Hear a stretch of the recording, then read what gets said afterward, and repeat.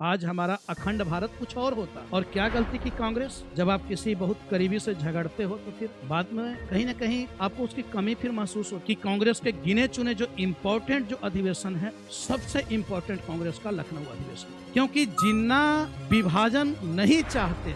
अब मैं बोलूंगा तो फिर 10 तरीके से चीजें आएंगी, इसलिए मैं बोलूंगा ही नहीं। तो गांधी भी उपस्थित थे। बहुत ही महत्वपूर्ण अधिवेशन है।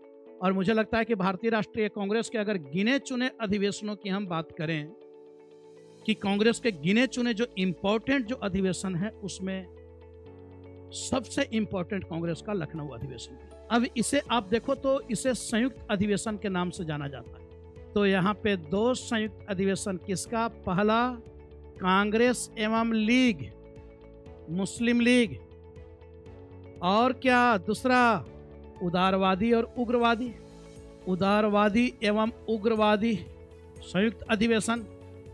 और उग्रवादियों को क्या किया गया? फिर से कांग्रेस में शामिल कर लिया गया उग्रवादियों को। अब दोनों को एक दूसरे की कमी महसूस हुई। जब आप किसी बहुत करीबी से झगड़ते हो तो फिर बाद में कहीं ना कहीं आपको उसकी कमी फिर महसूस होती है कि याद आता है कि यार जो भी था वो था तो ठीक है। लेकिन जब उग्रवादी निकल गए, कांग्रेस से जब उन्हें निष्कासित कर दिया गया, तो फिर उदारवादियों की बात पर सरकार ध्यान ही देना बंद कर दी। क्योंकि सरकार उदारवादियों की बातें इसलिए मानती थी कि उग्रवादियों से डरती थी। और सरकार को लगता था कि भाई अगर उदारवादियों की बात नहीं मानते हैं तो फिर उग्रवादियों की बात माननी पड़ेगी।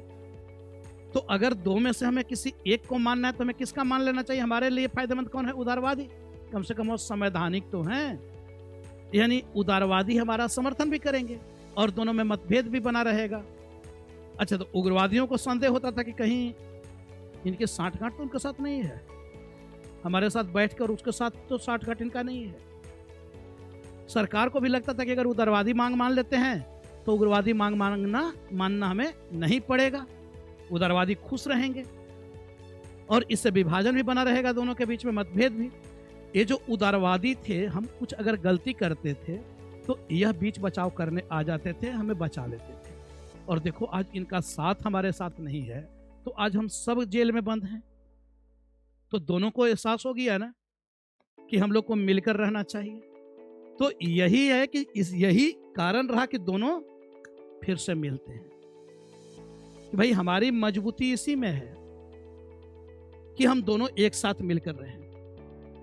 तो इसलिए यह ज्वाइंट सेशन है। इसकी अध्यक्षता कौन कर रहे हैं? अंबिका चरण मजूमदार इसकी अध्यक्षता करते हैं। बहुत महत्वपूर्ण सेशन है और इसकी अध्यक्षता कौन कर रहे हैं? अंबिका चरण मजूमदार। इसी में कांग्रेस ने एक बहुत बड़ी गलती की इस अधिवेशन में। और क्या गलती की कांग्रेस? तो कांग्रेस की सबसे बड़ी गलती की कांग्रेस ने मुस्लिमों के पृथक निर्वाचन को स्वीकार कर लिया। यह जो अधिवेशन था यह हिंदू मुस्लिम एकता स्थापित करने के लिए आयोजित किया गया। यह जो अधिवेशन है यह किस लिए था? क्यों आखिर कांग्रेस ने इतनी बड़ी कुर्बानी की दी? तो कांग्रेस एकता बनाना चाहती थी, हिंदू मुस्लिम एकता, उदारवादी उग्रवादी एकता, सभी धड़ों को एक करना चाहती थी। कांग्रेस को ऐसा लगता था कि अगर हम सब भारतीय एकजुट होकर रहें तो हम सरकार का बड़े पैमाने पर विरोध कर सकते हैं। उसके लिए हम सबको एकजुट होना चाहिए। और कांग्रेस ने इस हिंदू मुस्लिम एकता के लिए बहुत बड़ी कुर्बानी दे दी, जो कांग्रेस को नहीं देना चाहिए था, जो कांग्रेस को कदापि नहीं करना चाहिए था। और अगर यह कदम कांग्रेस नहीं उठाती तो हमारा देश बचता। क्योंकि जिन्ना विभाजन नहीं चाहते थे। अब मैं बोलूंगा तो फिर 10 तरीके से चीजें आएंगी, इसलिए मैं बोलूंगा ही नहीं।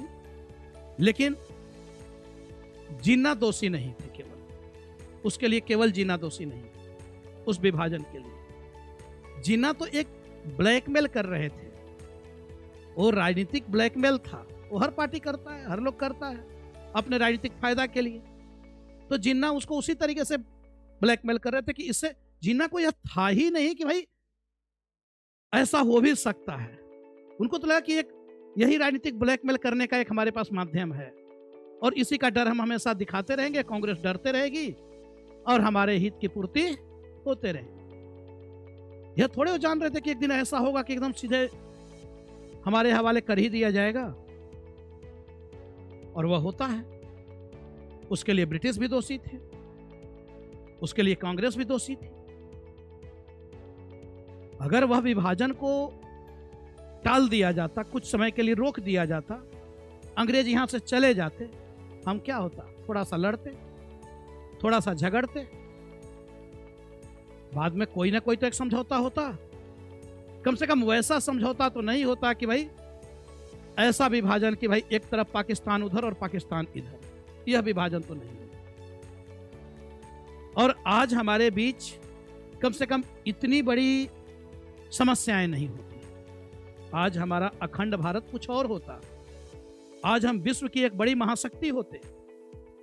तो यह खैर, अब इसमें आप देखो तो यह हिंदू मुस्लिम एकता, हिंदू मुस्लिम एकता, इसी में आपको स्थापित किया गया। यह जो संयुक्त अधिवेशन है, ज्वाइंट सेशन, किसके लिए? तो हिंदू मुस्लिम एकता को स्थापित करने के लिए ज्वाइंट सेशन चलाया जाता है। यह वर्ष भी सामान्य वर्ष नहीं है। फर्स्ट वर्ल्ड वॉर चल रहा है, हमें यह भी ध्यान रखना है। प्रथम विश्व युद्ध कालीन परिस्थिति है, विश्व युद्ध कालीन परिस्थिति है। मुस्लिम लीग भी इसलिए तैयार हुई एकता बनाने के लिए, क्योंकि मुस्लिम लीग को भी हिंदुओं का समर्थन चाहिए था आगे, क्योंकि तुर्की ब्रिटेन के विरुद्ध लड़ रहा था और तुर्की के पास ही आपको मुस्लिम धर्मगुरु का पद था, खलीफा का पद, वह तुर्की के सुल्तान के पास था। और तुर्की ब्रिटेन के अगेंस्ट लड़ रहा था, जर्मनी के साथ खड़ा था।